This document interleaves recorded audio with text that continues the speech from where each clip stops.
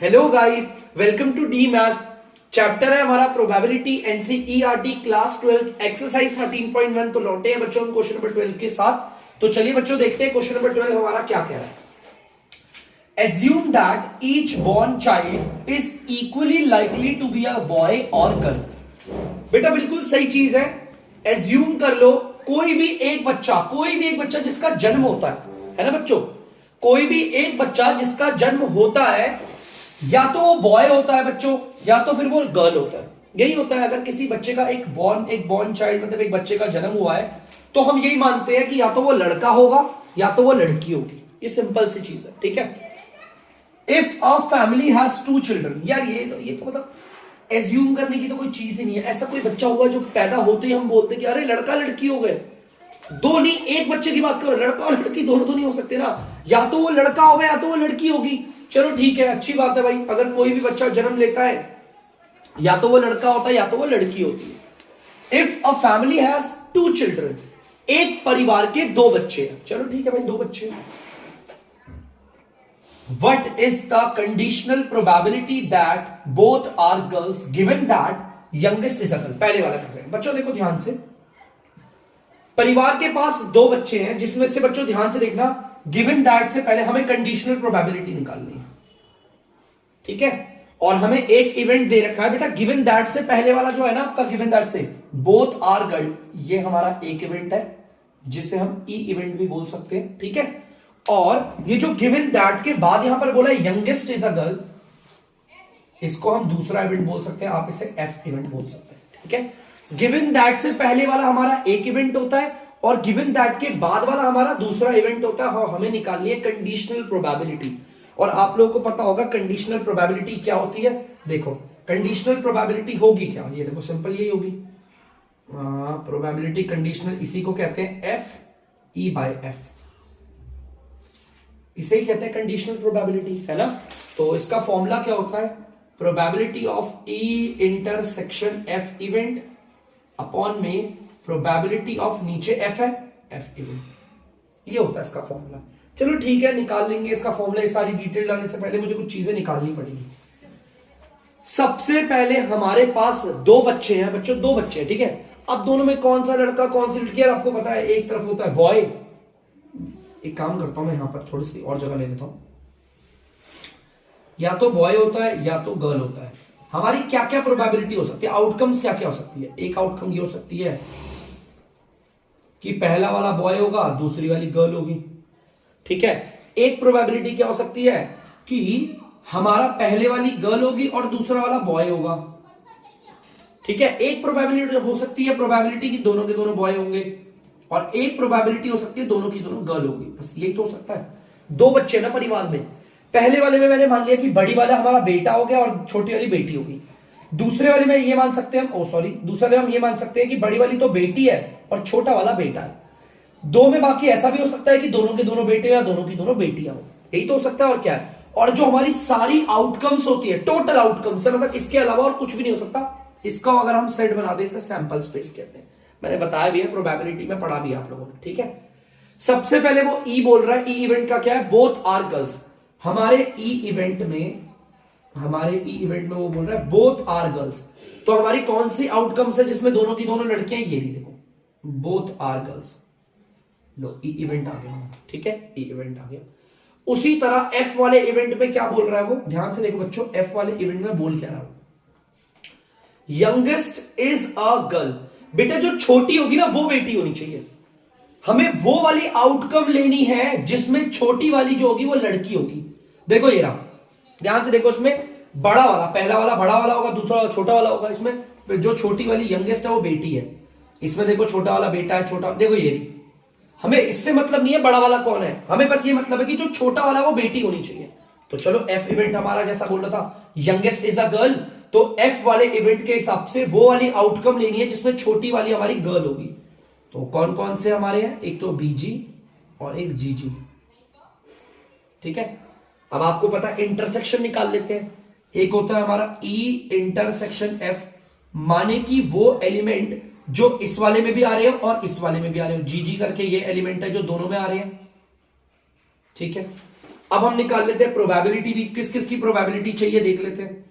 एक तो हमें प्रोबेबिलिटी चाहिए ई इंटरसेक्शन एफ की, तो हम प्रोबेबिलिटी निकालेंगे ई इंटरसेक्शन एफ की, ठीक है। अब अगर मुझे इसकी प्रोबेबिलिटी निकालनी है ई इंटरसेक्शन एफ, तो इसके टोटल हमारे, देखो टोटल हमारे इवेंट्स एक है, वो यहां रख दिया, और नीचे आते हैं होल टोटल एकदम सबका, वो ये है 4 आ गई ई बाय एफ की। अब हमें प्रोबेबिलिटी किसकी चाहिए बच्चों, देखो फॉर्मूले में प्रोबेबिलिटी ऑफ एफ इवेंट चाहिए, मतलब कि एफ इवेंट, तो मैं प्रोबेबिलिटी निकाल देता हूं एफ इवेंट की।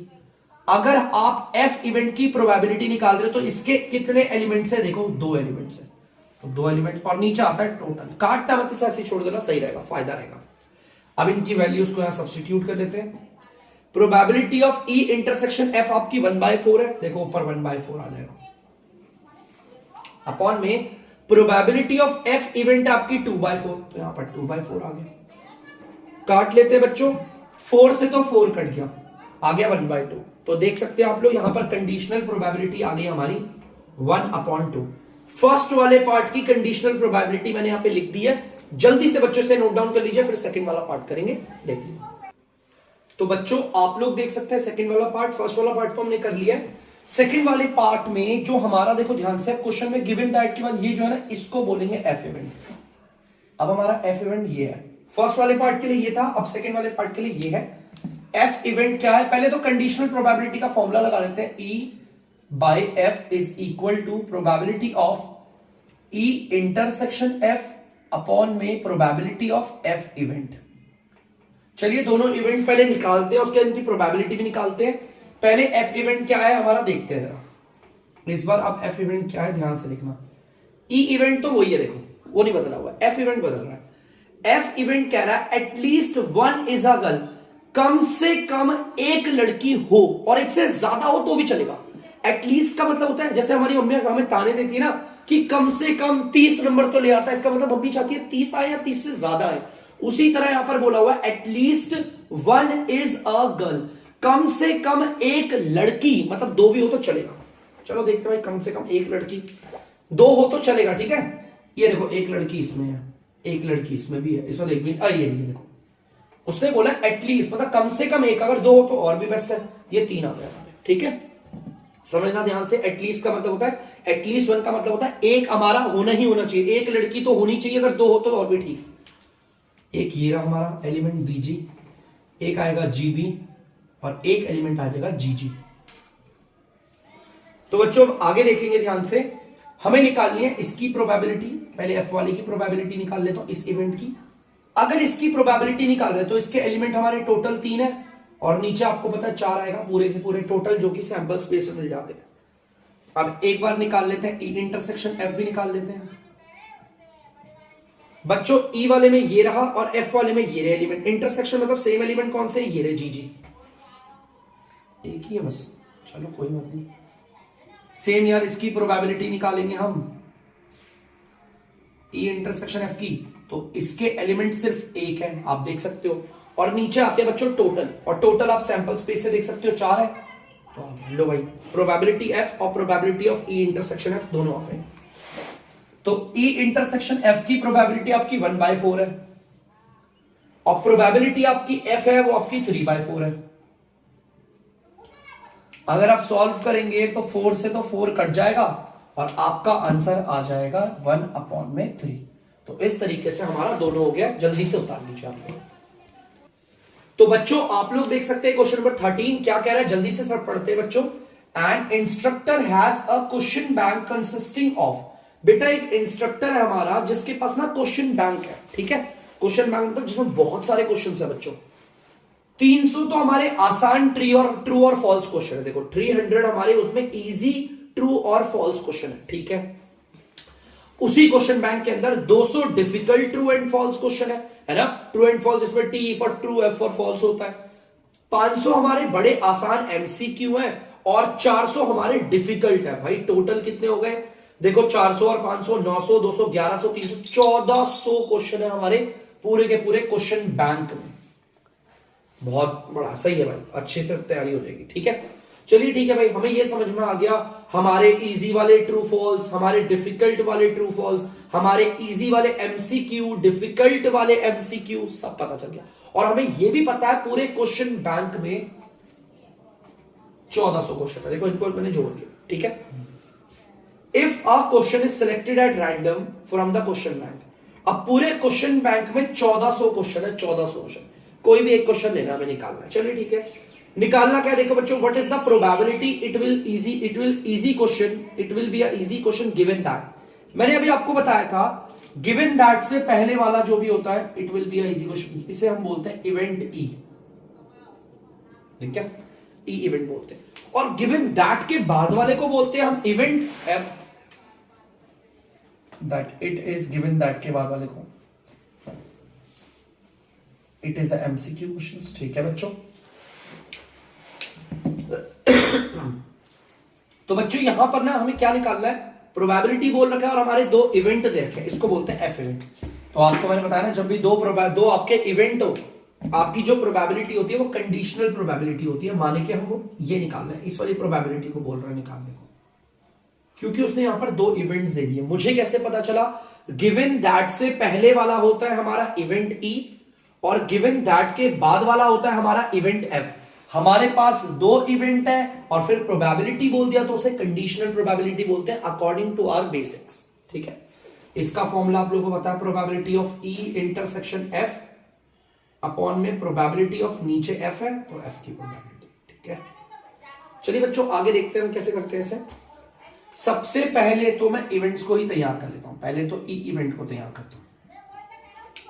यार बच्चों ध्यान से देखो, इजी क्वेश्चंस हमारे, देखो ध्यान से, ई हमारा क्या है, it will be a easy questions. E event में हमारे सारे आसान क्वेश्चंस आएंगे।